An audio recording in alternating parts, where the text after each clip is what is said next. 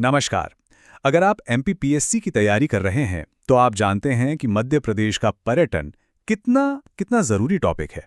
तो चलिए आज एक काम करते हैं, हम एक ऐसी स्ट्रेटेजिक यात्रा पर निकलते हैं जो भारत के दिल में छिपे इतिहास और संस्कृति को तो खोलेगी ही, साथ ही सबसे ज़रूरी परीक्षा में अच्छे नंबर भी पक्के करेगी। शिव क्लासेस में आप सभी का स्वागत है। देखिए, हमारा मकसद सिर्फ ये जानना नहीं है कि कौन सी जगह कहाँ है। नहीं, हमारा असली मकसद है एग्जाम के इस हाई स्कोरिंग सेक्शन पर कह सकते हैं पूरी तरह से पकड़ बनाना। तो फिर देर किस बात की, चलिए शुरू करते हैं। तो ये रहा हमारी यात्रा का पूरा प्लान। देखिए, हम शुरुआत करेंगे राजधानी भोपाल से, फिर घूमेंगे मालवा के ऐतिहासिक गलियारों में, उसके बाद देखेंगे ग्वालियर के शानदार किले, फिर बारी आएगी बुंदेलखंड के अजूबों की, और हाँ, आखिर में हम सब कुछ फटाफट रिवाइज करेंगे ताकि एग्जाम के लिए एकदम पक्की तैयारी हो जाए। तो तैयार हैं आप सब? चलिए शुरू करते हैं पहले खंड से। देखिए, इससे पहले कि हम एक एक जगह की डिटेल में जाएं, सबसे पहले बात करते हैं उन जगहों की जो सिर्फ मध्य प्रदेश के लिए ही नहीं बल्कि पूरी दुनिया के लिए एक तरह से ताज के हीरे हैं। मेरा मतलब है वो साइट्स जिन्हें अंतर्राष्ट्रीय पहचान मिली हुई है। अच्छा, अब इस स्लाइड पर खास ध्यान दीजिए। ये सीधे सीधे आपके एग्जाम के नंबर हैं। मध्य प्रदेश में 3 यूनेस्को वर्ल्ड हेरिटेज साइट्स हैं और इनको इनके साल के साथ याद करना बहुत जरूरी है। कौन कौन सी? खजुराहो 1986, फिर है सांची 1989 और आखिर में भीमबेटका 2003। ये तारीखें बस दिमाग में छाप लीजिए। तो चलिए अब अपने दौरे के पहले पड़ाव पर चलते हैं। शुरुआत करेंगे हम राज्य की राजधानी भोपाल से और फिर देखेंगे उसके पड़ोसी जिले रायसेन को, जो ऐतिहासिक खजानों से भरा पड़ा है। भोपाल, वाह, झीलों का शहर। पर इसकी खूबसूरती सिर्फ झीलों तक ही नहीं है, बिल्कुल नहीं। यहाँ का नवाबी आर्किटेक्चर, यहाँ के आर्ट सेंटर्स और म्यूजियम्स सब मिलकर इसे कल्चरल हब बनाते हैं। चलिए देखते हैं यहाँ क्या क्या देखने लायक है। यहाँ एग्जाम के लिए एक और बहुत ज़रूरी पॉइंट आता है। जोड़ी मिलाओ वाले जो सवाल होते हैं ना, उनके लिए परफेक्ट है। ताजुल मस्जिद शाहजहां बेगम, मोती मस्जिद सिकंदर जहां बेगम और गौहर महल ये बनवाया था कुदुसिया बेगम ने। इन पावरफुल बेगमों के नाम और उनके काम दोनों याद रखने हैं। अच्छा, चलिए आप सबके लिए एक छोटा सा सवाल। कोई बता सकता है कि भोजपुर मंदिर, जिसे पूर्व का सोमनाथ भी कहते हैं, उसे किसने बनवाया था? जरा सोचिए। जी हाँ, बिल्कुल, ये थे महान परमार राजा राजा भोज। 11वीं शताब्दी में उन्होंने ही इस विशाल मंदिर की नींव रखी थी। ये कमाल की बात है ना? सोचिए, एक ही जिला रायसेन और वहां एक नहीं बल्कि दो यूनेस्को वर्ल्ड हेरिटेज साइट्स हैं, सांची और भीमबेटका। और बात यहीं खत्म नहीं होती, यहीं पर शानदार रायसेन किला भी है और भोजपुर मंदिर भी। सच में ये जिला तो खजानों का गढ़ है। चलिए अब हम मालवा की तरफ चलते हैं। एक तरफ जहां उज्जैन की धार्मिक पहचान है तो दूसरी तरफ है मांडू का आर्किटेक्चरल रोमांस।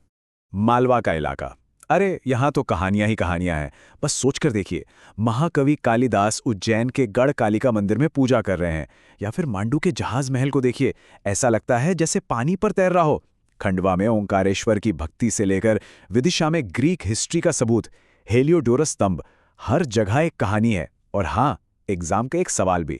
अब रूट बदलते हैं और चलते हैं उत्तर की ओर, ग्वालियर और चंबल। ये वो इलाका है जो अपने मजबूत किलों और बहादुरी के किस्सों के लिए जाना जाता है। सोचिए, जब सम्राट बाबर जैसा शासक किसी किले की तारीफ करे तो वो कितना खास होगा। और उन्होंने ग्वालियर किले के लिए क्या कहा था? भारत का जिब्राल्टर, किलों के बीच का मोती। बस ये 2 नाम ही इसकी शान और इसकी अहमियत बताने के लिए काफी हैं। ग्वालियर का किला ये सिर्फ एक किला नहीं है, ये अपने आप में एक पूरा शहर है, इतिहास का जीता जागता शहर। इसके अंदर क्या नहीं है? शानदार मान मंदिर महल, गुजरी महल जो अब एक म्यूजियम है, तेली का मंदिर जिसमें नॉर्थ और साउथ इंडिया का आर्किटेक्चर मिलता है, और वो मशहूर सास बहू मंदिर, और हाँ, संगीत सम्राट तानसेन की मजार भी यही है। अब बारी है बुंदेलखंड के चमत्कारों की। ये वो इलाका है जहां एक और यूनेस्को साइट है और साथ ही नदी किनारे बसा एक ऐसा खूबसूरत महल किला है जो बस देखता रह जाए। खजुराहो के लिए ना एक 3 पॉइंट की चीट शीट याद रखिए। पहला, बनवाया किसने? चंदेल राजाओं ने। दूसरा, सबसे फेमस मंदिर कौन सा? कंदरिया महादेव। और तीसरा, इसका पुराना नाम क्या था? खजूरवाहक।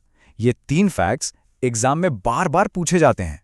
ओरछा, जो अब निवाड़ी जिले में आता है, इसकी तो बात ही अलग है। इसकी कहानियां बहुत अनोखी हैं। यहाँ राम राजा मंदिर है, इकलौता ऐसा मंदिर जहां भगवान राम की पूजा एक राजा के तौर पर होती है। जहांगीर महल को वीर सिंह बुंदेला ने जहांगीर के स्वागत में बनवाया था, और चतुर्भुज मंदिर तो अपनी ऊंचाई और शान के लिए मशहूर है ही। तो क्या शानदार सफर था। हमने लगभग पूरे मध्य प्रदेश का एक चक्कर लगा लिया है। पर अब सबसे जरूरी काम, ये पक्का करना कि सारी जरूरी जानकारी दिमाग में एकदम ताज़ा रहे। तो चलिए एक फटाफट रिवीजन हो जाए।